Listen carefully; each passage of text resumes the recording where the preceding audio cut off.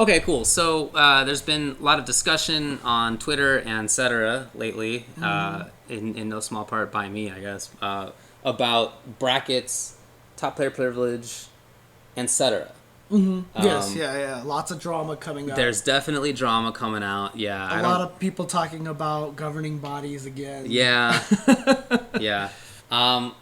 So I don't want to go into the specifics of stuff anymore. I'd rather just kind of let that go and look towards the future and take more active, approaches to things in the future rather than like dwelling on whatever crap. So that's fine. Whatever has happened is fine with me now. It's just moving forward. But so let's talk about brackets first. Yes. Okay, look. Year after year after year after year after year after year, event after event, drama with brackets. Always drama with brackets. It has been going on since I've been involved in this, I can tell you that. Ever since. And it's funny, too, because Viscan even pointed out some stuff. He called them, like, Jason Wilson brackets and stuff like that. Because, dude, Wilson, oh, my God. Oh, yeah? He did some of the craziest things when he was here in SoCal. Yeah. Okay. Love you, Jason, but holy crap, you have a reputation for brackets for a reason. Okay. But he would, like, there was one time in Vanilla Street Fighter 3 at a Southern Hills Golfland tournament. I was considered an invader, right? Because I was from the UCLA area and all that stuff like that. And when I came in, like the very first Alpha 2 tournament I came in, I got like 3rd place. I beat Jeff Schaefer and all these other guys, sick. right? So I was playing the Vanilla Street Fighter 3 tournament. I got to winners finals versus Alex Vai. Okay. And Alex beat me. Okay. Winners finals. Okay. I then played at least 4 other people in losers bracket, like all of the best Southern Hills Golfland local players. Like Tao and all these other guys, and they threw them all at me, so I wouldn't get to 2nd place or something like that. Did it work? Yeah, it did. I think I got it into like 3rd or 4th place or something. But I ended up playing like you can only play one more person in losers bracket. That's how it works. Yeah. But I played like 4 people, right? So there've been bracket drama forever, right? People rig brackets however they can and stuff like that. And there's always all like, I came here and I have to play my best friend and all this crap, whatever like that, right? Look. We need to stop all this garbage. Yeah. It just needs to stop. The only way we can stop the bracket drama is once a tournament starts, that's it. That's it. You just never touch the bracket again. Never touch it. It's done. Exactly. It has been made. Yeah. That's it. And then you just run it. Now, before we started this, you were talking about how there is that transitional stage between the pools and like top whatever. The semis, yeah. The semifinals? Kind of semifinals bracket. A lot of people don't know how that transition works. So they don't know who they're going to be playing against. Right, They have no idea. They so, don't know. I mean, here, let's just say we have Justin and Ricky, 2 guys from EG, most likely going to qualify out of their pools, right?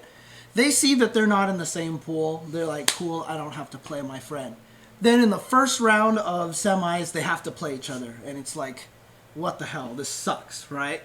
So a lot of people were arguing to me about, when a bracket comes out, when it's posted, people have to play their friends, and you don't know that you accidentally put 2 players from Mexico right next to each other in the same pool, and they're the only 2 Mexican players there and stuff. So I'm all for changing the bracket before the tournament starts. Yeah, I think that's fine. Go ahead and tweak as much as you want. Sure. But I think a new rule we need to implement is that when the brackets come out, the semifinals bracket is also printed out that shows exactly where each pool, winners and losers side, ends up in the bracket. When that happens, then if you're Justin and Ricky, you can reasonably say we're going to get out of our pools and winners. And if you see that in the semifinals bracket, you're there in first round, now you can ask to be jumped to another pool to avoid that kind of situation.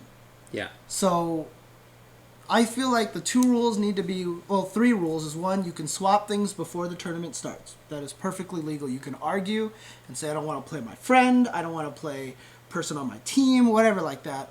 Second rule is print the semifinals bracket right away with the pool assignments in there. Yeah. And 3, once the tournament starts, you're done. Yeah, that's it. It's run. Yeah. That's it. Oh, and there's one more rule. 4th rule. Okay. If you're a late registrant, or if you register register on site, you have no ability to argue anything. Yeah. You are just asked out. You're done. Right. Wherever you get put, that's where you get put. That is your fault for being on-site registration. I agree with all that stuff. I'm fine with having seeds in a tournament. Yes. It doesn't all need to be randomized. That's fine with me. I'm fine with separating people out based on location. That's cool. If we go all the way to Texas Showdown in a couple of weeks, and like you and I have to play first round, or like not even because we're friends, but like me and like Joe Schmo down the street who plays in Los Angeles, like that still sucks, you know. Right, just right, location, yeah, that's fine. That's fine too. You know, so I totally understand doing that, arranging brackets like that. But yeah, once it starts, that's got to be it. That's got to be it. And as for same day registrants, Yeah. some people call for that to end. Right, there have been calls that there should be no more same day registration. That you should have to do it beforehand, and if you don't, you're screwed. You're not in the tournament. I don't like that, and the reason is that some people don't have the means to do that. Not everybody has a credit card. Not everybody has a bank account. I mean, I know that might sound weird to some people, but it's true, and I don't want to make it so that they have to get one of those things to play in a video game tournament. Yeah. Okay, that's totally fine with me. Yeah. What I do want is stricter and more prejudicial rules against people who do register on the same day. So what I would like personally is to have a qualifying pool of same day registrants to try to qualify for the tournament. Okay, so like Right. so like if you can imagine like the brackets are here, right? This is over here. This is the same day registrant pool. And once you qualify, if you're like the 2 or 4 or whatever that qualify, then you're placed into pre-assigned locations in the rest of the tournament. This is the SBO system. Yes, it is. So there was always the qualifiers for SBO, but there was always 2 spots open left for the tournament. And everybody on that day could go there and play for the last 2 spots. And that's basically what you're saying. That's pretty much what I'm saying, yeah. So because you want to punish like on-site registrants even more. Yeah, I want them to be able to do it, but I want them to not screw things up for everybody else. Right. And it's not just about trying to get the brackets changed later. It's about the fact that if you're a same-day registrant, you're put in wherever without seating. And that sucks for you, but it also sucks for the people who registered beforehand, because if I'm a seeded player in my pool, great. I'm a good enough player. People recognize me. Awesome. Okay. But then, like, ex-Evo champion or whatever comes in. Shen's Shen, Ryan Hart. Let's just use Ryan Hart because he did it, right? Yeah, that's a good point. Exactly so now Ryan Hart's in my pool. Like, on the same side as your bracket, because that was a spot that was open. Yeah. Which I think is really unfortunate for me, I guess, and for everybody else in my pool, that they have to deal with that. That there is a tougher pool than there otherwise should have been, based on the best efforts of the tournament organizer to balance out the brackets. Yeah. So I mean, really, honestly, I agree with you on the eliminating on the same site. Like, Evo's big enough right now that it can do that. Right, so that Evo does do that, right? Evo does. You cannot do on-site registration, right? That's true. But Evo's big enough for that. A lot of these other tournaments are not, and a lot of people don't know if they're going to go. Like Ryan Hart. Yeah, right. If final round said no on-site registration, we wouldn't have had the winner, and we wouldn't have had these awesome Ryan Hart matches, right? So it would be a shame, and frankly, we're not at a system right now where we can do that. I don't feel like, because we're still grassroots, right? We don't have like a governing body that can do all these things. I just think that the only reason to keep same day registration is because I don't want to punish people who don't have the means to have a bank account and a credit card and all that stuff. I don't want to make their lives any harder than they need to be. It's already tough. Yeah, that's fine.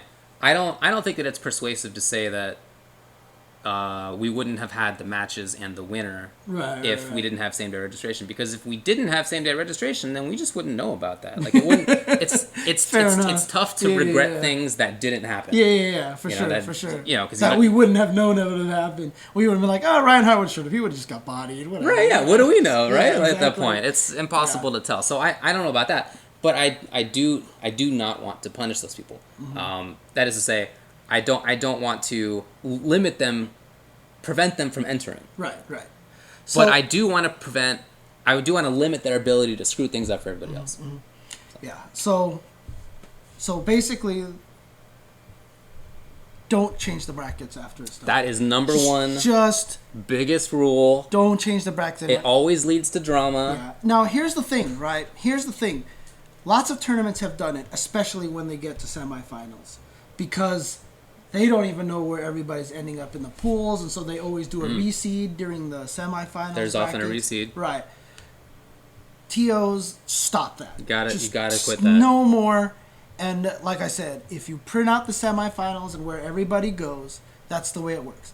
If you run into... Oh, there's another thing I want to talk about too. But if you run into one of your teammates and you didn't complain about it before the pool starts, you're done, right? Last one is, a lot of people have talked to me about double jeopardy. When I first tweeted out that I was like, do not change the brackets, do not. And they were like, what about double jeopardy? There's a chance that you can double jeopardy somebody, so, you should float them or what. No. It just happens. That's part of double elimination brackets, man. Dude, that's how it works, literally. If you lose to the same guy twice, get better so you can beat him next time. Right. And it often happens, too. We've always mentioned that during commentary, that the guy who loses the first time, a lot of times seems to come back and win the second one, right? Yeah. And look, people keep talking about, like, oh, there's this human error, double jeopardy. There's no way to prevent double jeopardy. There is. Yeah, literally, it's part of the system. Yeah, because when you lose, so there's always a top half of a bracket and there's a bottom half of a bracket.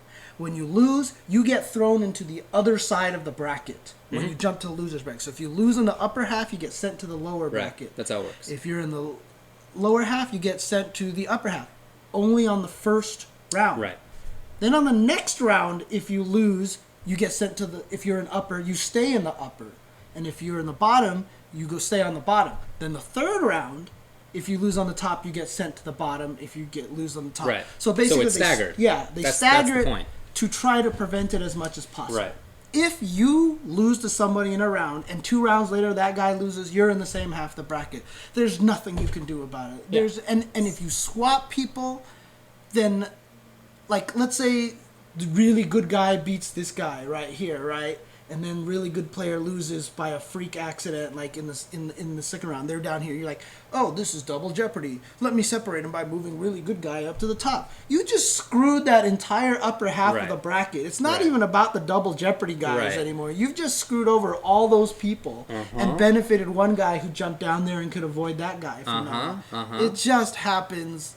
Double jeopardy is just going to happen. You can't do anything about it. Yeah. So, yeah. I definitely agree. So that's how I think brackets should be done. As far as the semis, Evo puts out in advance which pools winners play against which pools winners and losers. Like, it's already out there, so you can do that for Evo. And I know that the Evo guys, they take a lot of feedback. They put the brackets out in advance specifically to get feedback. Yes. To hear from people. Oh, in fact, I'm going to be playing, some guy I play all the time in first round, or like, whatever a little bit like that. And they're fine with being equitable about that and trying to avoid those situations. But you're right. If you don't complain about it beforehand, you're done. That's it. You're done. Whatever happens at that point. That's, exactly. So, yeah, I mean, number one thing is just once a tournament starts, don't change the bracket. But I'm all for changing it beforehand. Do all your complaining then. Yeah. Before the tournament starts. And if you on-site register, you're just done. Yeah, right. Even if we don't do this whole qualifying pool thing I'm talking about. Yeah, because it's probably not going to happen, to be honest. But, you can't complain. Yeah. Regardless of what you have been promised or whatever by the tournament organizer or whoever. Don't come in with the expectation that you're going to get seated because you're the one who waited. Exactly. It's just entirely on you. Yeah, I mean, I forgot who it was. Was it, I think it was Robin who tweeted out, like, if Justin can sign up for this tournament already, all of you other guys can too. Right. Like, I mean, there are big majors that you're going to. Okay, if you're a top player, or if you're anybody, if you live in the Houston area and you're not going to Texas Showdown, what are you doing? Why are you not? you should be going to that thing. Right, all right? right, You should have right, the right. expectation a year in advance that I'm going to Texas Showdown unless something big happens, all right? Right, Like, right, unless you right. can't get off from work or whatever. Right. Other than that, you're going. And sign up in advance. Right. Don't sign up the same day. Yeah. And I do want to add one little thing, if you do go up and argue with the TO, like, I want to switch places or whatever like that, and everybody, like, and the parties that get switched all agree to it, no, you have to talk to the entirety of the bracket. Right, You yeah. better make sure you have 100% of the people saying, I'm okay with this. Right. If you're going to do that. Because it can impact them as well. Right. I remember there was one tournament I was running. It was an Evo East tournament. Some guy was late. He couldn't get to the tournament in time. He showed up, and I was like, you've been DQ'd. Like, I put you in loser's bracket, and then I couldn't wait, and I had to DQ you. And he was like, okay. No, I remember. I put him in loser's bracket, and he made it in time for loser's bracket. Then he lost, or something happened, and then he was like, just make me play the winner of this pool, because, that way, because I never really got officially eliminated, right? So let me play him to see who gets up in winners or in losers bracket, right? I was like, all right, let me ask the other guy. Hey, do you want to play him with the possibility of losing and going to losers bracket? He was like, no. I was like, you're done. Yeah, I mean, that's definitely a funny anecdote. But really, there should not be... Yeah. Even again, going back to what we were saying, just don't do anything different. Yeah. Once it started, that's it. Yeah. Yep. Well, look, let's take a break. When we come Sure. back, we'll get more. We'll flesh that point out more. Yeah, The point for about sure. people trying to change brackets and why they feel they can. And what? You could do it for me. I don't think I can do that for you. No, I don't think I can do that. exactly. All right, let's Okay. come back in a bit.